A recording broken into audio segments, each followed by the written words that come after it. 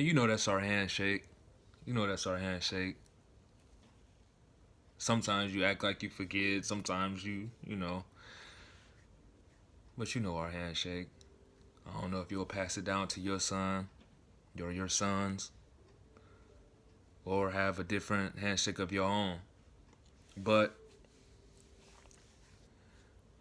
I say since about, I can't remember when I made it up, but you were about 3 or 4 years old when I had introduced that to you. And ever since then, that's been our handshake. Every time we see each other, when we leave each other, even on FaceTime, you know, we give each other the high five, the dap, and the shake. So, just something cool. I just thought, for our relationship. Back to the story. So now we have a home. Well, we are a family. And the best times of my life. It was just so fulfilling to me to come out of the room of me and your mom. Your room door will be right here, and I will look.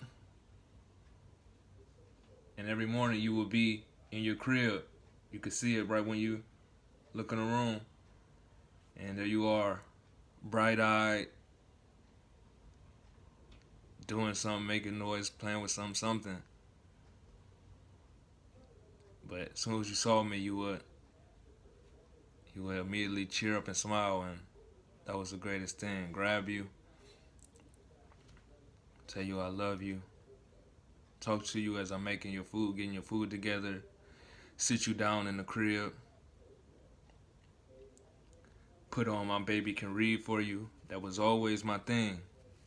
I always played the DVDs of My Baby Can Read, a little DVD series. They're about education for children, and therefore just getting their psyche, getting their minds, getting their eyes and ears ready for what they'll learn, like through school and hopefully at home.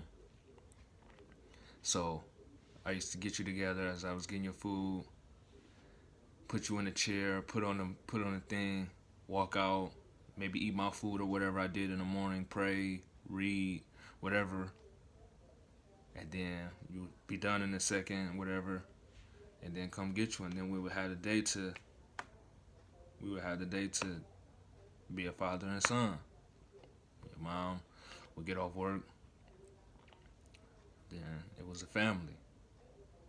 The days that I had to go to work still would be the same thing in the morning, or getting you up, getting you together, dressed, changing you, bathing you, getting myself to work. You and your mom would do whatever you guys would do. Then when I get off work, then we'll be, the family together again. The best of times. It makes me happy more than it makes me sad because it was truly the best times. And seeing your face every morning, like I say, light up when you saw me was the beautiful thing. And seeing your face over the years when you have saw me, or I've come around and maybe you didn't know, or you knew I was coming, or you were even with me, and just how we interacted, and it was just always dad.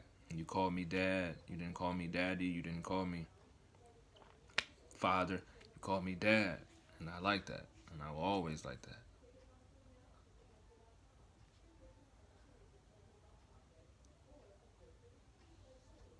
And you are the greatest creation that I ever could have made. I told you that I wanted to be an artist, but the greatest creation that I ever could have made, Zabin, was you. Is you. Know that. And so over the years, I have lived out of town, moved to Columbus twice. It was time away from you, but we still were able to talk on the phone.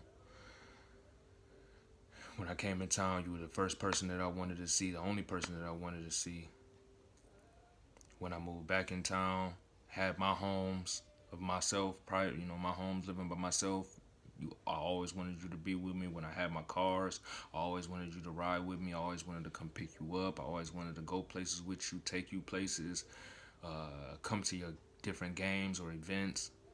And even now, as you know, when I didn't have the car in recent times, I'm walking to your events, I'm catching a bus, I'm catching rides, and I'm always going to be there for you. And so proud, so proud of you that I am, that I do get to come to your award ceremonies for school and principals list after principals list, which I know you'll continue to. Like I say, I would like for you to go to college to get a diploma, get a degree. Excuse me, finish high school with a diploma, finish college with a degree.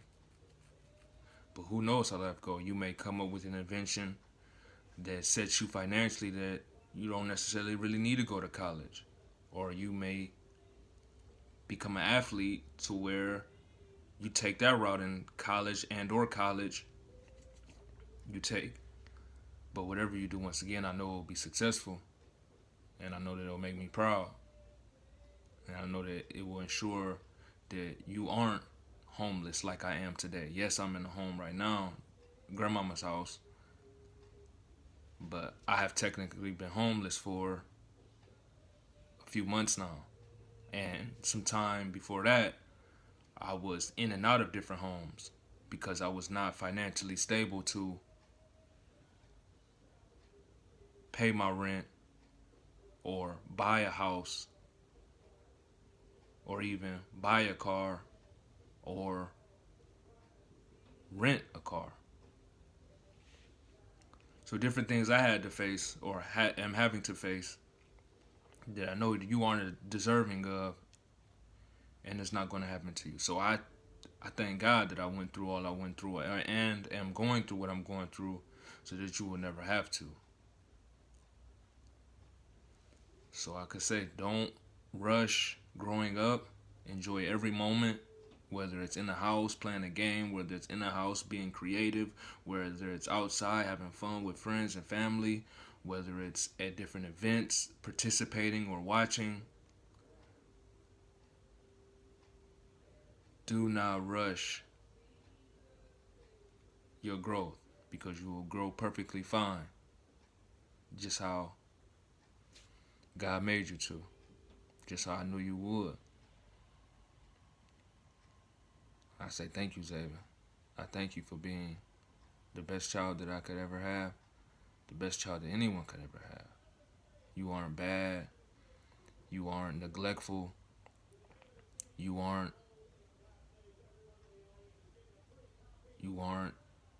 overcompensating in any type of ways, being a smart aleck, being hateful, being bothersome to anyone. You don't have to you don't have to join a gang. You don't have to do evil. You don't have to be wicked. It's not in you to do that. I know that because it's not in me, and I know that from looking at you from day one, from minute one, that it's not in you. And so I tell you, if you just pay attention to what you have to, if you do what you have to, life will be the best for you, and it'll be the best for your children and their children. And I want to see you all do well.